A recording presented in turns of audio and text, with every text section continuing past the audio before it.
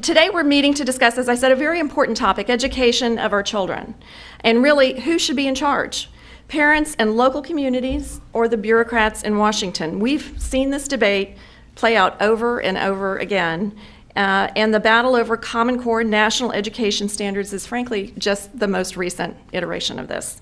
It should come as no surprise to this audience that since coming to office, the Obama administration has expanded the federal government's role and extended its reach in education. They've been intent on standardizing what's taught at each grade level in all of the nation's schools.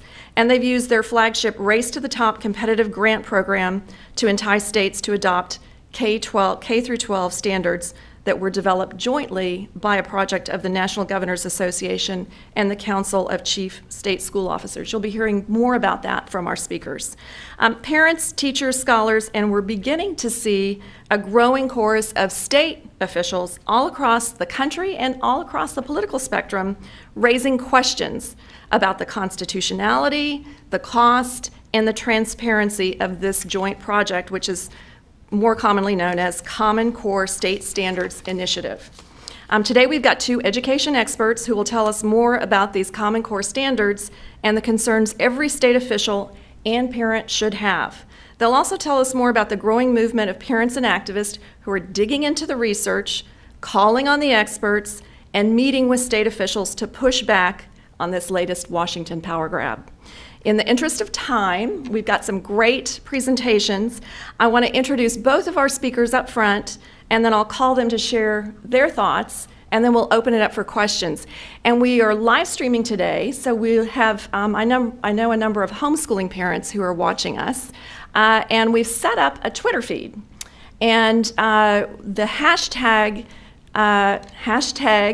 CWN Common Core can be used if you've got a question, if you're watching online, or if you're in the audience and you're tweeting and you want to remember a question as it's going through their talks. Feel free to go ahead and tweet that. We've got one of our young interns who'll be monitoring the Twitter stream and feeding those questions into our discussion later. So today, without further ado, let me call on our first speaker, my Heritage colleague, Lindsey Burke. Lindsey researches and writes on federal and state education issues as our Will Skillman Fellow in Education Policy here at the Heritage Foundation.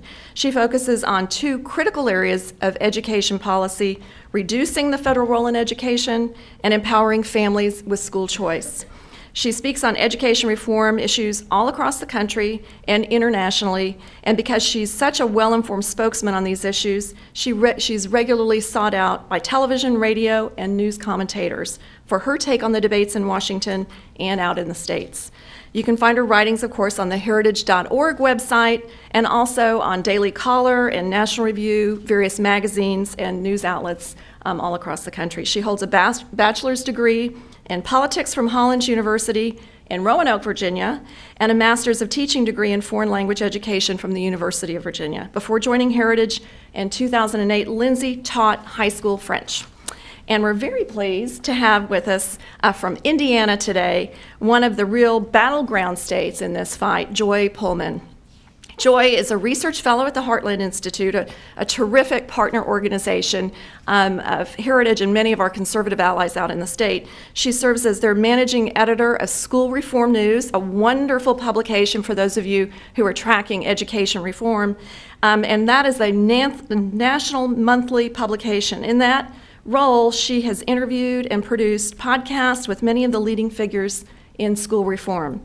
She previously was the assistant editor for American Magazine, the publication of American Enterprise Institute, and she's also the 2013 recipient of a Robert Novak Journalism Fellowship for in-depth reporting on Common Core national education standards. Joy's commentaries have been published by the New York Times, Washington Examiner, Weekly Standard, Washington Times, and a wide range of online and print publications. She's also a sought-after speaker. In fact, she left one speaking engagement in Chicago just yesterday afternoon to catch a plane to be with us here today. And like Lindsey, Joy also has experience in the classroom.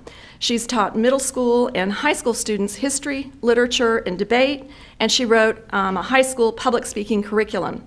She's a graduate of Hillsdale College's honors program with an English major and journalism concentration, where she received statewide competitive collegiate honors for her reporting and commentary and ranked in the top 25 nationally in parliamentary debate. So I really look forward to both of our speakers today. Please join me in welcoming Lindsey Burke.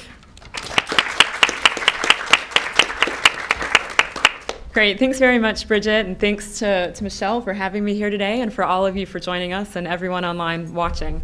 And I have a PowerPoint presentation to go along with this. We'll see if it works. I'm going to have to point to Adam up there to advance the slides. I heard Congressman Jim Jordan speak a few months ago about innovation. And slide 1, Adam. He talked about how in Kitty Hawk, North Carolina, in 1903, the Wright brothers became the first people to fly an airplane. It was an amazing accomplishment. Then, in 1947, Chuck Yeager became the first pilot to break the sound barrier. So in just 44 years, the United States went from the Wright brothers, slide 2, Adam, to Chuck Yeager breaking the sound barrier. Why haven't we seen this type of innovation in education? What's preventing us from experiencing the type of innovation that took us from a rickety plane in Kitty Hawk in 1903 to the groundbreaking sound barrier breaking that Chuck Yeager experienced? Sadly, our education system is still stuck in the 1903 version. Next slide.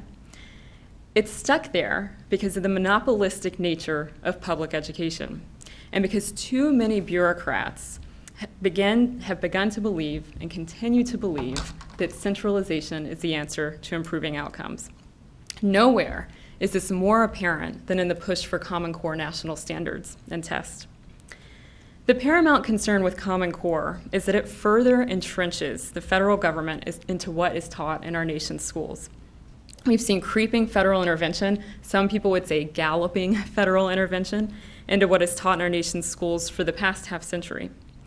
And such intervention is a zero-sum game. For every inch the federal government takes comes at the expense of state and local control of education. The shortcomings of our K-12 education system have persisted despite significant growth in federal intervention over the past half century. When the federal government got involved in education in a significant way, back in 1965, the first real foray into education, we saw that through the Elementary and Secondary Education Act, passed by Lyndon Johnson.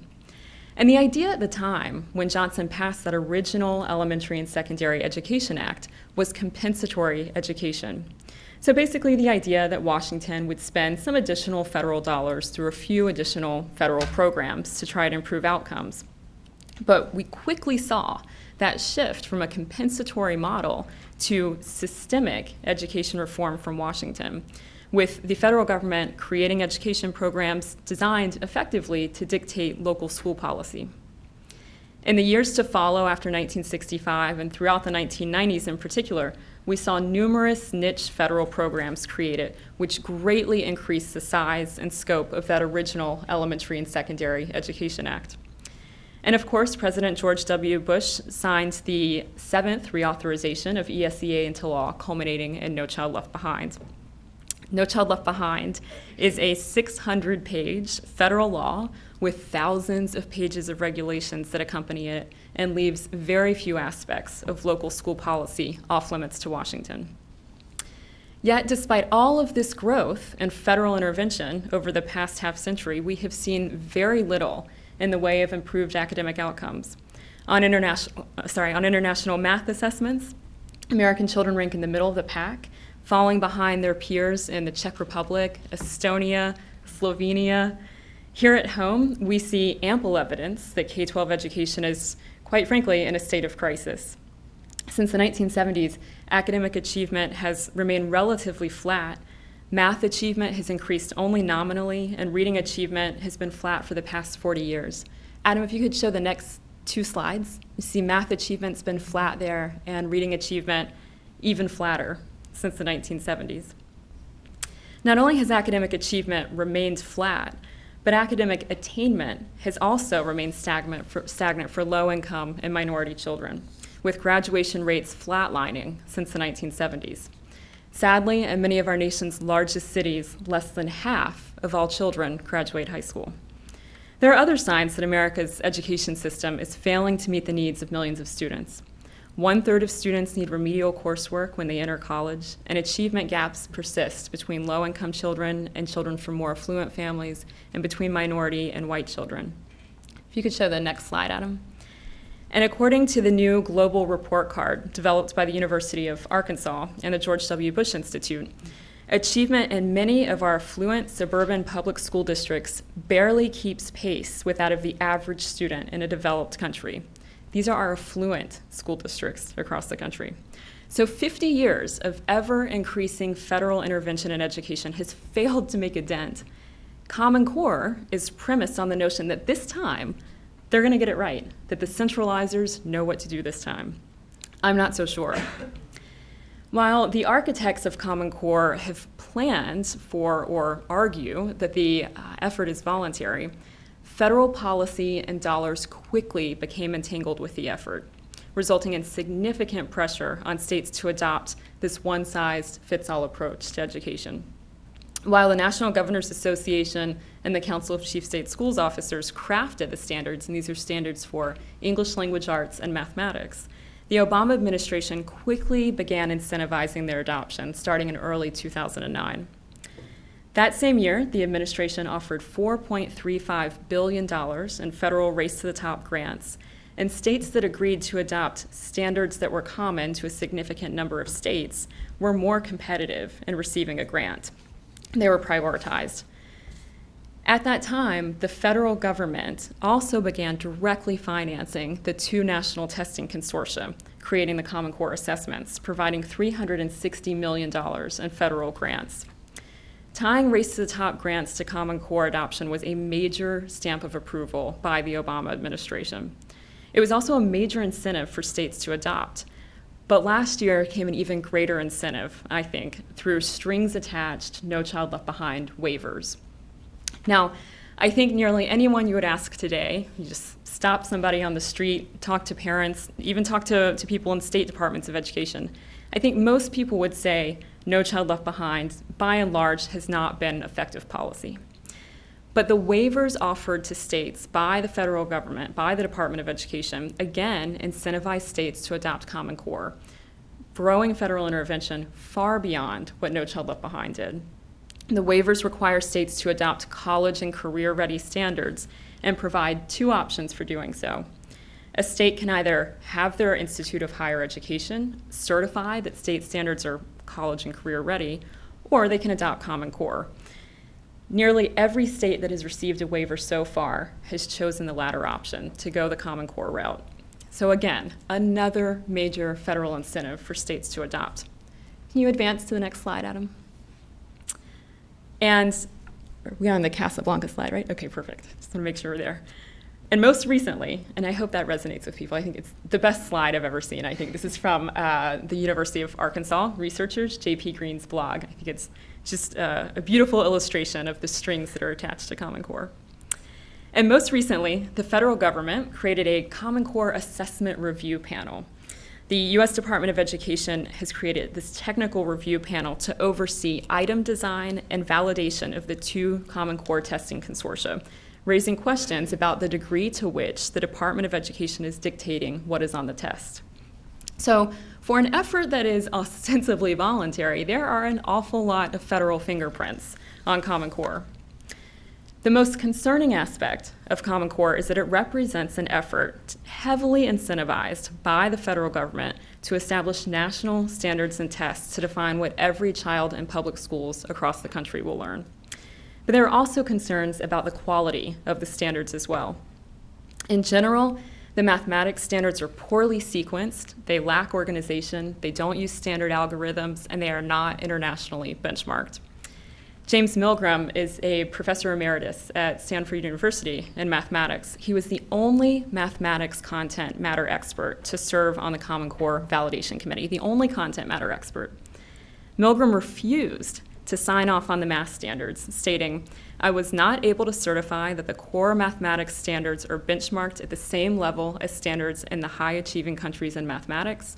Common Core's math standards are weaker than the very best state standards, including those of California, Massachusetts, Indiana, and Minnesota.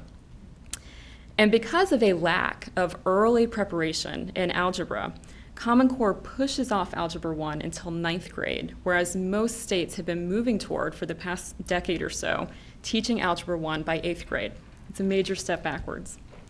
Zev Werman, a former senior policy advisor at the U.S. Department of Education and a member of the committee that crafted California's excellent math standards back in 1997, notes that Common Core standards require only Algebra 1 and segments of Algebra 2 and geometry, despite the fact that most four-year colleges and universities require at least 3 years of math, so all of Algebra 1, Algebra 2, and geometry. In a December 2009 article, Zev Werman, along with former Assistant Secretary of Education for Policy Bill Evers, wrote, "In other words, students who graduate from high school having only taken math coursework addressing those standards will be inadmissible to any four-year college in the country." Unfortunately, there aren't just mathematics shortcomings. Literacy experts point out that Common Core denigrates the value of teaching literature in the classroom. Teachers are being told that ultimately 70% of their course material must be derived from informational text. So what exactly meets the definition of informational text? Adam, if you can show the next slide. Among those recommended on the national standards list, and this is just a recommended reading list, but put yourself in the position of a teacher whose state has adopted Common Core, whose superintendent has endorsed it, whose principal is saying your school is now Common Core aligned, and you're handed a recommended reading list. So among the recommended reading lists, we find the Federal Reserve Bank's Fed Views, the evolution of the grocery bag, really exciting stuff, healthcare costs in McAllen, Texas, and Executive Order 13423, strengthening federal environmental, energy, and transportation management. The requirement for teachers to spend ultimately 70%, it starts off at 30%, moves to 50%, then is 70% by senior year, of their time on informational text has led some to fear that this will come at the expense of classic literature. So let me quote Professor Sandra Stotsky. She's down at the University of Arkansas, and Sandra Stotsky actually wrote Massachusetts' Best in the Nation English Language Arts Standards. She published a paper for Heritage about a year ago in which she said, "A diminished emphasis on literature in the secondary grades makes it unlikely that American students will study a meaningful range of culturally and historically significant literary works before graduation. It also prevents students from acquiring a rich understanding and use of the English language. Perhaps of greatest concern, it may lead to a decreased capacity for analytical thinking." So the content shortcomings in Common Core illustrate yet another reason why centralization is the wrong policy. Back to the University of Arkansas again, they do a lot of great work. Professor Jay Green, down at the University of Arkansas, in testimony before the U.S. House Education and the Workforce Committee back in 2011, warned, he said, "Once we set national standards, curriculum, and assessments, they are nearly impossible to change. If we discover a mistake or wish to try a possibly new or better approach, we can't switch. We're stuck with whatever national choices we make for a long time. And if we make a mistake, we will impose it on the entire country." And I think that's really critical that Professor Green pointed that out, that if a mistake is made, it will be imposed nationally, as common national standards suggest. Speaking of the whole country, what impact will Common Core have on students who have elected to be educated outside of the public system, private school students, homeschoolers? David Coleman, one of the architects of Common Core, now heads the College Board, which creates and administers the SAT. The ACT pledged to, quote, "work with other stakeholders to develop strategies and solutions that maximize coverage of the Common Core state standards." And the GED, high school equivalency exam, has just shifted to a new test that will start in 2014, their justification on their website to shift to the Common Core standards. So alignment of tests like SAT, ACT, the GED, that all poses new questions about the extent to which states, private schools, homeschooling students will be compelled to accept this new national standards regime. But some states are wisely beginning to reconsider their decision to adopt Common Core national standards. This spring, Indiana Governor Mike Pence hit the pause button on Common Core, delaying implementation for 14 months, I think, giving the legislature a chance to examine whether Common Core standards are inferior or superior to Indiana's pre-existing state standards, and providing the State Office of Management and Budget the opportunity to do a fiscal analysis to figure out exactly what Common Core implementation will cost Indiana taxpayers. Quite frankly, I think for every governor or state that adopted Common Core, this is something they should have done beforehand. This is just good, prudent governance. Michigan recently passed a bill prohibiting any state funds from being spent on Common Core implementation, and Pennsylvania has paused implementation for the next few months, not quite as strong as Indiana. Other states, such as North Carolina and Kansas, have been having some serious second thoughts about Common Core. And in fact, North Carolina's Lieutenant Governor, Dan Forest, who also happens to sit on the State Board of Education, recently, like 2 weeks ago, released a video expressing his opposition to Common Core. The Lieutenant Governor stated that the very premise of Common Core to somehow standardize learning and test taking runs counter to the world of mass customization we live in, where, via technology, curriculum and the learning experience can literally be customized to the needs of each individual student. Forrest is exactly right. In fact, that's the type of customization and widespread choice that will be, I think, the catalyst for improvement in our education system, not national standards and tests. And we have real examples of what this innovation can look like. In Arizona, in 2011, Governor Brewer signed into law, first in the nation, education savings accounts. Parents who, in Arizona, are unhappy with their child's assigned public school can remove the child from the public school and have 90% of what the state would have spent deposited directly into an education savings account. So it actually goes onto a restricted use debit card, so they can't spend money on gas or groceries. Parents can then take that money and purchase a wide range of educational services, so they can pay for some private school tuition in the morning, online learning in the afternoon, special education services, private tutoring, curriculum. A parent can completely customize their child's educational experience in Arizona now. They can even roll unused funds over year to year and can even roll funds into a college savings account down the road. And because every child is different, that's exactly what we should be doing. And here's how one parent, and Adam, if you could advance to the next slide. One parent, Kathy, used her Empowerment Scholarship account, her education savings account, to tailor her son's educational experience. Kathy has hired a teacher to work with her son Jordan, who has cerebral palsy, during the week. Kathy also uses account funds to pay for a PE class for homeschooled students on Wednesdays. In addition, Jordan sees a physical therapist twice each week using account funds. Kathy also uses the account to pay for Jordan's therapeutic horseback riding classes. She explains that Jordan used to fall over frequently, even after a small gust of wind. The riding sessions have helped his balance tremendously, Kathy says. In Jordan's weekly PE class, he now participates in activities like dodgeball and relay races.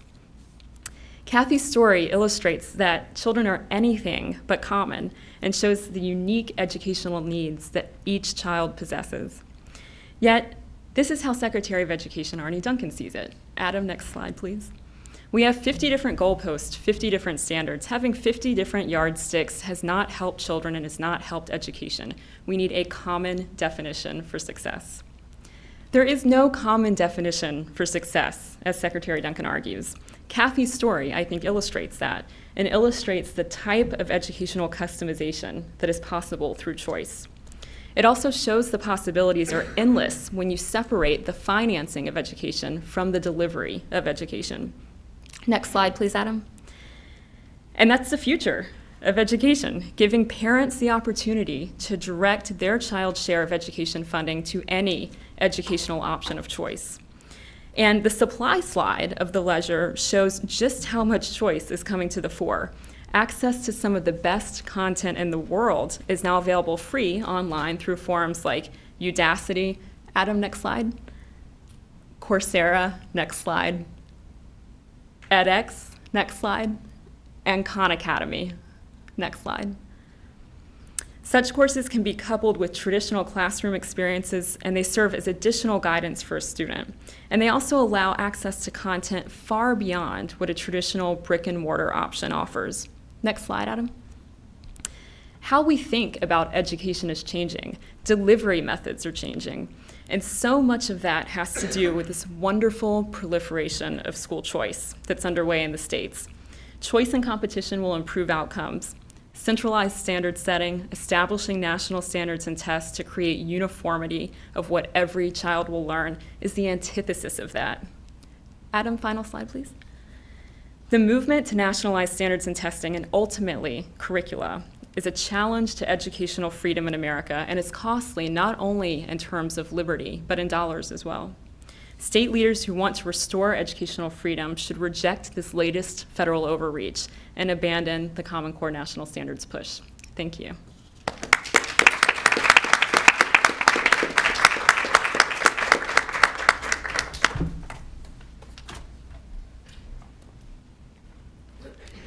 Hello, everyone.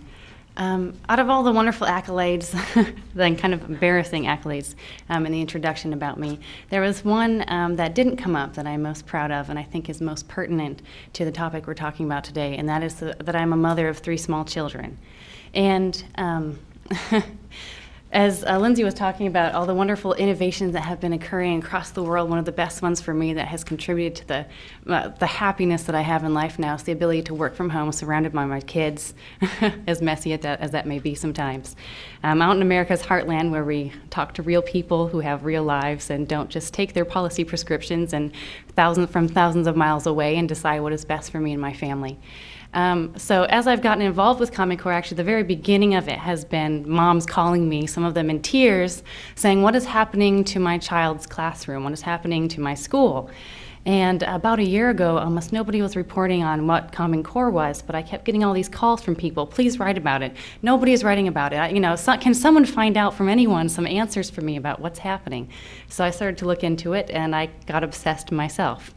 So my children are too small for school right now, but the mothers whose children are old enough for school are the ones across this country who are barnstorming the people who have imposed Common Core upon them without their consent or even knowledge. And they are the ones who are speaking truth to power from the ground up. So I'm going to talk a little bit about, I'm going to draw some more conclusions from some of the things that Lindsey has said, and kind of explain to you, first of all, why Common Core is just a symptom of the disease, but second of all, how it really threatens the freedoms that we think that we enjoy in public education in a country that is supposed to be self-governing, and to that end, education is a crucial part of the formation of people who are supposed to be self-governing. So the first thing that I want to talk about is kind of the testing issue. Then I'm going to talk about what are some alternatives to Common Core, because conservatives often get caught in this trap of saying no, no, no, no, no, no, no, but then it's kind of like whack-a-mole. You get one down possibly, and maybe half as much, and then a year later here it comes again. So that's been the same thing with Common Core. It had its predecessors, and it's going to have its successors. And the last thing I want to talk about is, as I mentioned, how monopoly education is basically the problem here, because when you grant people that sort of power over the entire country, then you only create a system that perpetuates things like Common Core 2.0, and whatever else is next down the line. But I hope we don't get there, because it's already gotten very bad right now. So let's talk about what is so bad about it. So as Lindsey mentioned, several of the major tests in the country are now Common Core. In fact, I have not been able to find a single test that anyone uses anywhere that is not now or very soon Common Core aligned. So these include things, so this is to show you kind of the level of control that Common Core exerts over the entire education system, because in 26 states, for example, homeschoolers have to administer state tests. So those will soon be exclusively federally funded, illegally federally funded Common Core tests. And in many states, for private schools that want to receive accreditation, they also have to administer a certain test to children. So you might be familiar with things like the Iowa Basic Test of Skills, the Stanford 10, the Terra Nova, which most military schools use and many private schools do. Those are all Common Core. Like I said, there is not one of these basic diagnostic and helpful tests that families in private schools have been trusting for generations that are not now aligned to a progression of learning that is completely untested, untried, and unknown. Another important thing that kind of makes people's eyes pop when we talk about the tests is what I call the pipeline of data that the contracts between them and the federal Common Core testing organizations have with the federal government. So in a state that has adopted Common Core, and so that is 87% of U.S. school children live in a state like that. I did the calculations, so that's what I found. But through those, tests, that basically almost all of them will be captured. The other 13% will be captured if they want to go to college, if their school administers or their state requires them to administer any sort of test. But anyway, so the pipeline that the test. So let's see here. Let me start with the state level. So states that have adopted Common Core have signed an agreement with these federally funded Common Core testing groups. There are 2 of them. The states have put several things inside those agreements, but the 2 that are pertinent here are, first of all, that the state agrees that it will change its laws, regulations, and policies, open-ended, not specified, in accordance with what the testing group wants in order to administer the tests. So basically, outside entity, unelected, please decide for us what our laws will be. Then this contract was, of course, not approved by state legislatures. The second thing that is most egregious inside this contract states have with a testing group is a provision that says we will send you data about our students, and it's another open-ended check. Whatever data that you want, that you think is necessary for educating children, we will send to you. And so the problem with that is inside several of the giant contracts that these testing groups have signed with the federal government, they've said that not only are they interested in getting basic academic data about children, can you read in 3rd grade, how is your fraction ability, and so on and so forth, but they have also said we also understand that psychosocial attributes are important to education. Things like your self-discipline, how you respond to authority, your attitudes and behaviors. So we're exploring how we may include those in tests as well. So there is as far as we know, there will be no outside review of the Common Core tests by an independent, group of experts who can certify that the tests are not delving into this sort of data that parents have said we don't want you to do. So until some whistleblower finds out, until we actually see the tests, and after they have been administered on thousands and thousands of children, millions of children, that is an open-ended question, and I think taxpayers and parents deserve to have answered before their child faces those questions. But if we go back to this pipeline of data, so when the testing consortia then signed agreements with the federal government, because the federal government is the only outfit funding these 2 national testing groups, which, as I've said, is directly against several federal laws. The federal government cannot control or influence curriculum or testing. That is a state responsibility, that's a local responsibility, but they just paid someone else, and they're monitoring that someone else to do something that would be illegal for the feds to do directly. So with the contracts that those groups signed with the federal government, they agreed, basically gave another blank check to the federal government. We will give you oversight and monitoring and all data that we collect from children and about children through our program, open access to whatever you want. So basically, if states have a privacy law, a student privacy law, it doesn't matter, because once that information leaves the state and goes to the testing group, then it's it's available and open to the federal government, which has removed federal privacy protections for students. In 2012, the U.S. Department of Education unilaterally decided to change federal privacy law. It decided that any agency, any local school district, any state education agency, the Federal Department of Education, Federal Department of Labor, so on and so forth, may share any information about a student without parent knowledge or consent.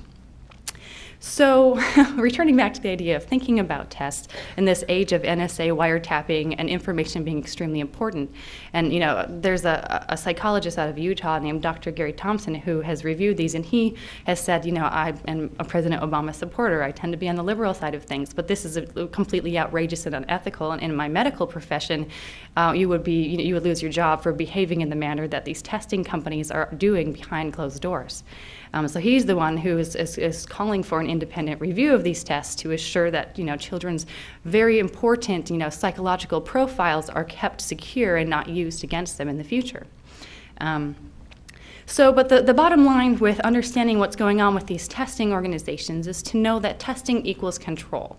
Because what gets tested is not only what gets taught, but whoever decides what goes on the test decides, rates a child, proficient or unproficient according to their own scheme of, what is the ideal child learning environment. And I do think that there are some basic benchmarks, that every child needs to meet. Reading by, say, age 7 or so, being able to do basic math and so on and so forth. But the trajectory on which children do those sorts of things varies by child. And I think that families also have different philosophies about, about the way that they want that to happen. So if you know about things like Montessori schools, some families are completely, or Waldorf schools, there are very many different approaches to education that make families and children happy. And I don't, and confining them all to one system of education, not allowing them that freedom, is really destructive to the educational process and the diversity that we should have in the United States. So let me move on to talking more about, as Common Core has spread across the country, it's actually kind of a left-right issue because liberals have known for a very long time testing equals control. And so their opposition has been to it from the whole, we don't really like accountability, we don't believe in personal individual accountability, we believe in collectivism, and when it's everybody's fault, it's nobody's fault. But they have known for a really long time that tests equal control, which is something that conservatives ought to realize because but as conservatives and liberals have, gotten wind of Common Core, after it was passed, we finally got to see what was in it. Parents have been rising up to say, no, stop, stop, stop. But I do think it is important, given past battles that folks have had about education battles, and you, I'm sure, both know a lot about this, that just saying no isn't enough, because if you even manage to stop it halfway, or even stop it all the way, the people who are involved, who care about nationalizing the education system, have another program, already in the works that's going to pop up and, be adopted very quickly in a very similar fashion, and it only accelerates as they work, as they notice how we respond, and they adapt to things. So, for example, that happened with Goals 2000. That was the last national effort to get national education goals, mandates, tests, and it entirely failed because it went through Congress. So there's a paper from the Brookings Institute that analyzes what happened from a political angle, and it says, we learned from this that the American people don't like the federal government, controlling education or, arranging what all children will learn. So we decide, so we learned from this that we need to make it look like states have done it. So with this latest iteration of nationalizing education, they used two state-sounding organizations, the National Governors Association, Chief Council of State School Officers, which are private trade organizations, nonprofits that receive a majority of their funds from the federal government and are essentially lobbying and networking organizations, but they have good names. So they, just pumped the money into them, they pumped the people into them, and they oversaw that entire effort. So it was very effective. So all of this I'm saying is that it's kind of like dealing with a learning robot. So you can't just go out there and battle with people who want to create or more socialized American education without thinking, what is the next game plan, what is the alternative? So because we're conservatives, we don't do here is the one alternative, but there are a lot of ones floating out there that I think people could be responding with, and that's my general advice to people who go out and advocate. Don't just say no. I get that question when I testify to state legislators. Well, if you don't like Common Core, what should we do? So typically, I will say, well, do your own standards in testing and control them and make them very good. That's the position of Dr. Stotsky that Lindsey Burke has talked about. Have your content experts, not these education school folks who spend all their lives talking about education theory but never teaching children. Have people who know about math and about literature get together and help decide how it is good to teach children math and literature and history and so on and so forth. So that's one approach, and I think is a really good interim one for states, especially because if you're spending billions of dollars on education, you need to know that children are learning, a good amount of things, and if there's going to be a public education system that's controlled, by the state, then they should be monitoring that closely and ensuring that all children get a good quality education through that system.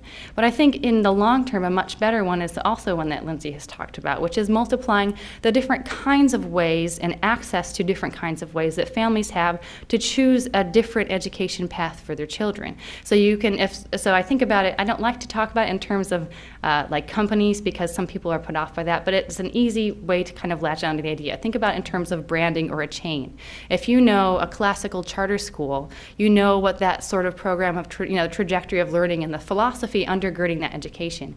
If you know, the KIPP schools, Knowledge is Power program that focus on really disadvantaged children in inner cities and are very, very effective with them and are very highly data-driven and have, very good, pipelines that they've worked on for decades. That's a brand that you can know and trust. So if a parent is moving from different states, different cities, and so on and so forth, they can seek that kind of similar education that fits their views. Same thing with Montessori schools, Waldorf schools, and all kinds of blends in between. I think, creating many different parallel systems of education that allow families and children to specialize is that's my ideal, thing to be working towards, and trying to think about, as a person also engaged in policy, ways to make that happen through changing laws and regulations and so forth. So make sure that if you want to talk about Common Core, you care about it and you're talking with folks, also have what is your vision for an alternative? Why do we have public schools? Do we have it for job preparation? No, we have it for civic development. And if that's the case, then how come Common Core only talks about workforce preparation and so on and so forth? So that's an important thing that I think a lot of the times the debate, because it's so intense, and all the Common Core opponents, this is their full-time job, and the people against it are mothers, and they have children, and they have maybe jobs, and so on and so forth. And they're funding their own, gas travel to all these events, state board meetings, and so forth. So the scales are tipped against you. So part of the things that I try to do is help, give people a few ways to think about that and tuck it into their backpack as they head out to confront governors, which is one of my favorite things. Okay, so the last thing to kind of talk about is how it's kind of a jump off of what I've just been talking about. How when you have I've just been writing about this recently, so the way of wording it isn't straight in my mind, but it's basically the idea that Americans romanticize our education system, and because of that, we cannot see clearly enough to notice its flaws and correct them. So American education is a kind of an anomaly in our history because it is the socialist system in our country that nobody thinks is a problem because, it's the public schools, right? That's just the way it always has been for all of us for several generations. So, but if you think about, the fact that public education holds an entire monopoly over, K-12 education, there are very few avenues for other people to pursue outside of that, then you realize that a system like that, what we know about monopolies and about state control, about centralization and bureaucratization, is that they will always perpetuate status controlling, centralizing agendas and students. So the answer, again, we're going to speak about school choice, is to give families outlets for creating and perpetuating their own parallel institutions that meet their needs and the civic values that we have for public education. And I'll kind of close with talking about what's been happening across the country because I travel around and talk to, it's like I said, it's largely parents. It's funny the big divergence between the two sides because these are the people who actually have a stake in this. They don't have fancy ideas about what should be happening with everyone else's children. They have their own child and they know him intimately. I like to say, I have known my children from the very second they appeared on this planet. That, as a mother, I get to say that, and dads, they have to wait a few months to be able to acknowledge that. So that, I feel gives me if you think about Milton Friedman or Friedrich Hayek, two great economists, they talk about the information problem. The farther removed you are from a situation, the less you can deal with it. You just don't know enough about it. So as a mother, I know my child better than anyone in the universe, and same with my husband. He knows their children better than anyone. And so when you have that kind of knowledge, you will know what is a good fit for them. And the people in their offices 1,000 miles away do not know that, no matter how long they have studied it, no matter how many degrees they have, no matter how many theories that they would like to inflict on you. So when we travel around the country from parents, I see this kind of anger, underneath, how dare you touch my baby? And I think that is a very, very dangerous thing because we all know what suburban moms do when they start getting angry. Suburban families tend to be the political power centers of the country, but they're pretty quiet. It's nice out there in the suburbs. People are busy taking care of kids, bringing them to soccer. I'm just joking because we don't live in the suburbs. But once you once you touch somebody's child, you know how that is. It's like, the cat. Whoa there. So there are 16 states that have taken some action to repeal Common Core, and some of that has been successful, and some of that is kind of a warm-up for what will happen next. But it's really important to understand several things. The Washington Post is wrong. This is not a Tea Party movement, although Tea Parties have really seized on Common Core and been using their infrastructure to really generate a lot of attention, incitement, a lot of burning down the phone lines in state representatives' offices. But this is really a mom movement, and not only that, it's a left-right movement. If you look at New York, the teachers in New York are PO'd about Common Core, and they are all, flat out liberal. Because again, liberals do not like, the loss of local control, the loss of professionalism for teachers to have someone tell them how to teach and what to teach, and have their children tested every 3 weeks to adjust instruction according to someone who has never instructed a child. And they also, they do not like the testing. And again, I believe in, basic accountability, get a diagnostic on a child. But, when testing becomes this very long marionette lever for centralized bureaucrats to reach their fingers into every single classroom and any single child, that is when something needs to change. And so leftists also believe that, and they agree with that. And they also believe that education is about more than workforce development. They agree with the idea that children need a civic education, and they need to be exposed to literature, because those fuzzy, warm-hearted people like me who sit in the back of English class and cry because what the professor is saying is so beautiful and rich, and I want my children to have that. That's something on which right and left has a common ground, and we can talk about, in terms of let's all agree on this, and so that has been happening. The last thing is that's a funny reversal of the truth to power, where the progressive, I like to call it the marriage of big business and big government, because that's really what produced Common Core. The testing companies all got together, the curriculum companies all got together, and then the progressivist Bill Gates and these two nonprofit organizations all sat down at a table together and decided what would be best for all of our children. So outside of the realm, so it's funny, kind of reversal of the 1970s, when speaking truth to power is now not revolting against, the machine of tradition, of cultural heritage, of, democratic institutions, but now it's revolting against, the enshrined bureaucracy of progressives, of corporatists on both sides of the aisle. And this is kind of an interesting twist, but I think it's a very healthy one, and I'm really glad to be able to communicate with people who care so much about their children that they will travel. I had one mom travel 5 hours just to hear a panel about Common Core, and I, have had other people, saying, "Could you stay overnight at our house? We don't have, we don't have money to spend for a hotel or a plane ticket, but we'll do our best." And I always try to say yes, as long as I don't have too many appointments, because these are the people who are in it for their kids, and that's the people whose side I'm on, and that's why I care about Common Core. Thank you.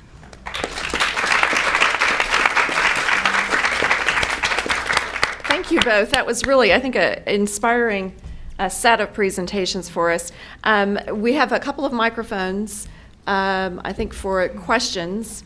And raise your hand if you have a question, and please identify yourself so we can tell what state you're from as well. I think we've got our first question up at the front. I'm Penny Starr with CNS News. I wondered about, I think there's some lobbying that the federal government is doing in schools with teachers to promote Common Core. Do you know about that? Can you comment on that? Because I happen to know teachers who have said they're bringing in speakers to schools, telling the teachers this is why it's good, this is why we want it, and I wondered if you know anything about that. The thing that I do know about that is that the organizations who have written Common Core and are big supporters have created media kits that you can find online, which I think are amusing to read, about how to message, to families and business leaders and different constituencies, which is really convenient. You could just download that and, not do any thinking of your own. It's funny how that fits Common Core. But so that's the extent of what I know about that, and it will probably vary by school. I do know that the federal government or state governments are using young people in similar ways to promote Obamacare, so I would see that as a likely thing, but I can't give you more information than that. Great. I think Michelle has a What an excellent presentation, Lindsey Joy. Thank you so much. I wanted to ask you to talk a little more about the stealth way that this came in. I was involved in the Goals 2000 fight, and in Virginia, I was president of the board, but we lost. I lost the vote on the board, and Virginia got in. But that was all out in the open, and as you said, Congress was involved. Talk a little bit about how this suddenly just got here, and we all were so shocked by it, or many of us were. Well, I think Joy made a really good point that first time it went through Congress. Yes. And in fact, so when they started off back in the 90s, these were national history standards. And again, something they learned from, I think, because that was something that was pretty easily politicized. There was no mention of the U.S. moon landing, for example, in those national history standards, yet they talked about Roseanne Barr. So, I mean, just awful standards, so awful, in fact, that the U.S. Senate voted them down 99-0. So I think they've learned both from that, this time circumventing Congress in order to implement them, and starting with what seemed to be rather benign English language arts and mathematics standards.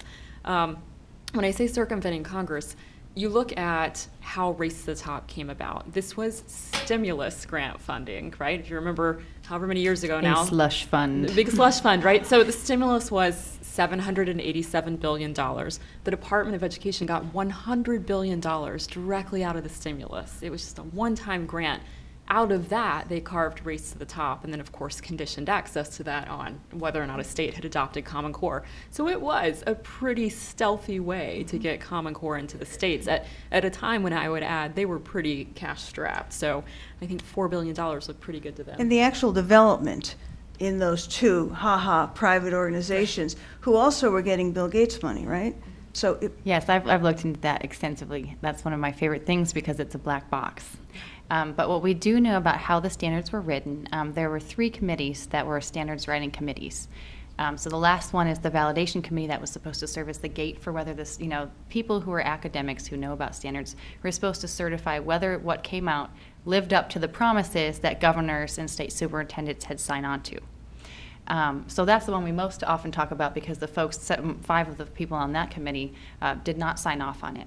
But there was a lot going on within those committees that was not in any process of public law or rulemaking that operates in states. So first of all, because they're private nonprofits, NGA and CCSSO are not subject to open meetings or open records laws. So if, as opposed to if a state board of education enacts their standards, you can find out who they consulted with, who they paid for, so on and so forth, what people said at the meetings. You can get emails between different parties and so on and so forth. That none of that is available for the creation of Common Core. So what we do know is things that I've found out through reading their tax documents and interviewing anybody who will talk to me who sat on those respective committees. So what we learn is that there are 135 people on the first 2 committees listed, in their official documents who sat on the Common Core committee. So I talked to several of these, however, and they all told me I don't really know what impact any of my input had on the final Common Core. I just sent my ideas off into the ether, and whatever went on there was actually under the control of 5 people. So I can name them for you. None of them have ever been K-12 classroom teachers, and 2 of them had never written education standards before. So these include David Coleman on the English language arts side, who is now the head of the College Board, whose basic background is in consulting. And they also include Susan Pimentel, who was on the English language arts side. She had written some standards before. She was with, I forget the state, but I think it might have been Maryland's Department of Education. And on the math side, it was Bill McCollum, who's a professor. It was Jason Zimba, he's a professor at a small liberal arts college, and Philip Darrow.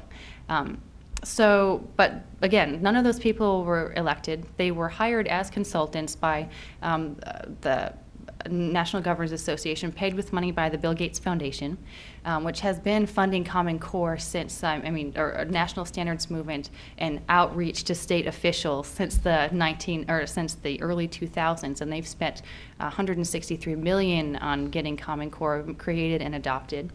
They're the biggest player in this game. Anyway, so those 5 people basically decided what would go on Common Core. So when you hear people talk about state-led, this was a model of American government, people doing things outside the federal government. Hogwash. You just look at what really happened, and none of that is true. And so there was also some evidence, according to the folks on the validation committee, that when people did submit their comments, the people who were the go-betweens between the committee members and the 5 standards lead writers did not always convey the information that the committee members had asked to have sent up to the people who wrote the standards. So, for example, the dissent on the validation committee, the final person who wrote the report for that committee, saying how great Common Core is and how everyone agrees with it, had never gotten any of the dissents that were written and submitted by the people who said, I can't sign off on this. So, presumably, none of the other members of that committee had ever heard that, oh, people had concerns, maybe we should talk this over, so on and so forth. I don't know if you've heard of the Delphi technique, but it's kind of a way of controlling communication when you're involved with meetings of large amounts of people. Whether it was inadvertent, just poor management, or deliberate, we don't know, but either way, it was not an open, transparent, state-led process. Interesting. Got another question back here.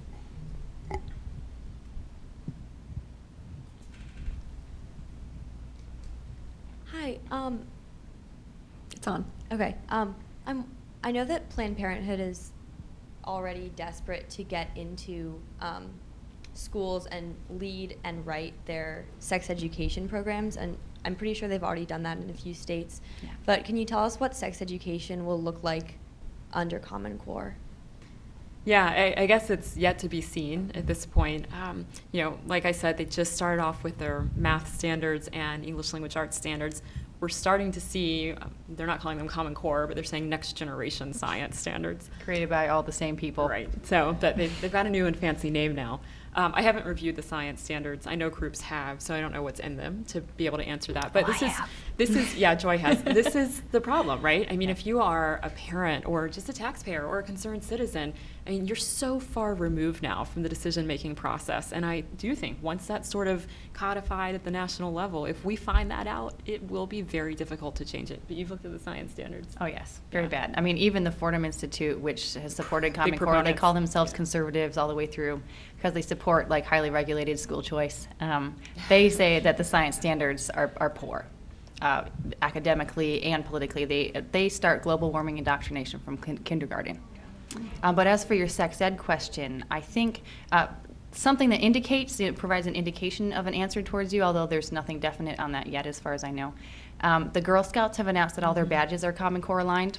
So pretty much everybody is saying, me and my mom are Common Core aligned. We'll just stick it on because that means more people will adopt it because it has like this thing that all these school districts are trying to get into their schools.